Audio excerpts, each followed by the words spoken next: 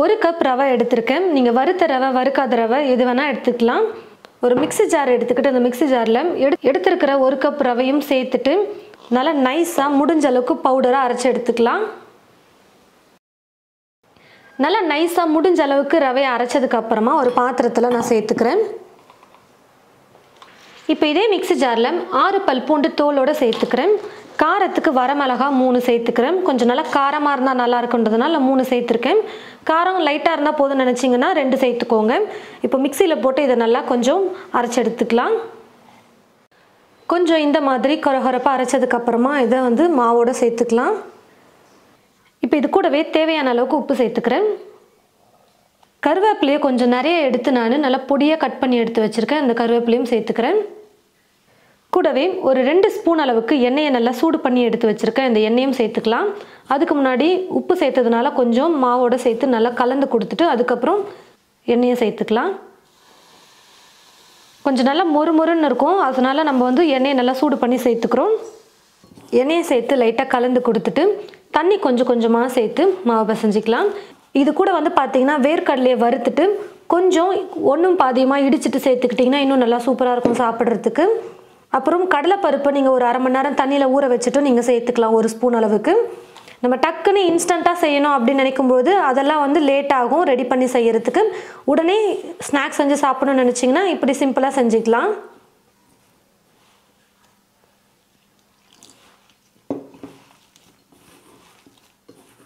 தண்ணியை கொஞ்சம் கொஞ்சமாக சேர்த்து மாவு கலந்து கொடுத்துக்கிட்டு நம்ம ரவைங்கிறதுனால கொஞ்சம் ஊறணும். என்னதான் நம்ம ரவையை நல்லா மாவு போல் அரைச்சிட்டு தண்ணி ஊற்றி பிசைஞ்சாலும் கொஞ்சம் ஊறுச்சுன்னா நல்லாயிருக்கும். அதனால் கொஞ்சம் சாஃப்டாக நான் பிசைஞ்சிருக்கேன். தண்ணி ஊற்றி ஒரு 15 நிமிஷத்துக்கு நல்லா ஊற விட்டுக்கலாம்.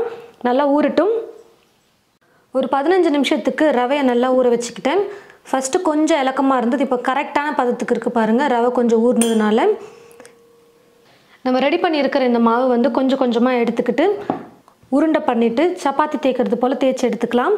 ரவை ஒட்டாமல் இருக்கிறதுக்காக கொஞ்சமாக மாவு வேணால் சேர்த்துக்கலாம். மைதா இல்லை கோதுமை இது வேணாலும் சேர்த்துக்கோங்க. மாவுக்கு பதிலாக எண்ணெயை தடவிட்டு கூட நீங்கள் தேய்ச்சிக்கலாம். நல்லா மெல்லிஸாக தேய்ச்சிங்கன்னா தான் கிறிஸ்பியாக இருக்கும் ஸ்நாக் எண்ணெயில் பொரித்து சாப்பிடும்பொழுது. முடிஞ்ச அளவுக்கு நல்லா மெல்லிஸாக தேய்ச்சி எடுத்துக்கோங்க.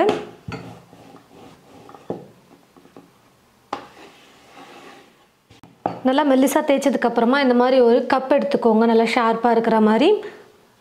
இல்லை ஒரு மூடி எடுத்துக்கிட்டு இப்படி கட் பண்ணி எடுத்துக்கலாம். இப்போ எக்ஸ்ட்ரா இருக்கிற இந்த மாவை எடுத்து திரும்பவும் நம்ம பிசைஞ்சு இதே மாதிரி தேய்ச்சி எடுத்துக்கலாம். முடிஞ்ச அளவுக்கு நல்லா இந்த மாதிரி கொஞ்சம் மெல்லிஸாக இருக்கிற மாதிரி தேய்ச்சிக்கோங்க. அப்போ தான் நல்லா கிறிஸ்பியாக வரும். சீக்கிரமாகவும் நம்ம எண்ணெயிலேருந்து ஃப்ரை பண்ணி எடுக்க முடியும். எண்ணெயில் போடும்பொழுது பூரி மாதிரி எழும்பாமல் வரதுக்காக இந்த மாதிரி ஒரு ஃபோக் ஸ்பூன் வச்சுக்கிட்டு சும்மா இப்படி லைட்டாக அப்படி குத்தி விட்டிங்கன்னா எண்ணெயில் போட்டு நம்ம ஃப்ரை பண்ணும்போது எழும்பி வராது. கடாயில் எண்ணெய் ஊற்றி வச்சுட்டேன். எண்ணெய் பார்த்தீங்கன்னா காஞ்சிருக்கா இல்லையான்னு சொல்லிட்டு கொஞ்சமாக மாவை எடுத்து போட்டு பாருங்கள். எண்ணெய் இப்போ நல்லா காஞ்சிருச்சு. நம்ம ரெடி பண்ணி வச்சுருக்கிற இப்போ இந்த மாவை ஒவ்வொன்றா எடுத்து எண்ணெயில் போட்டுக்கலாம்.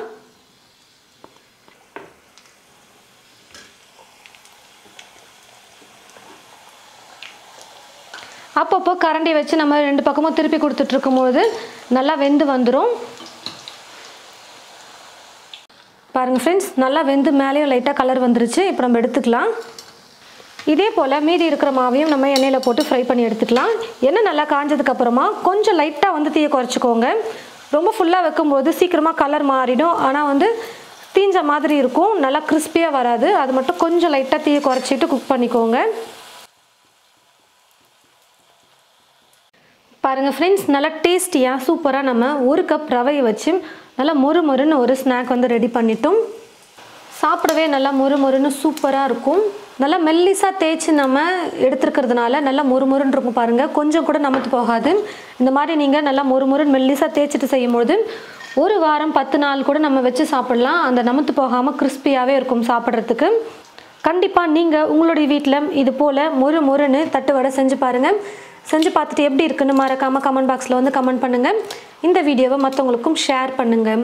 இது போல் நிறைய ரெசிபீஸ் பார்க்க தமிழ் ஃபுட் மசாலா சேனலை மறக்காமல் சப்ஸ்கிரைப் பண்ணிக்கோங்க.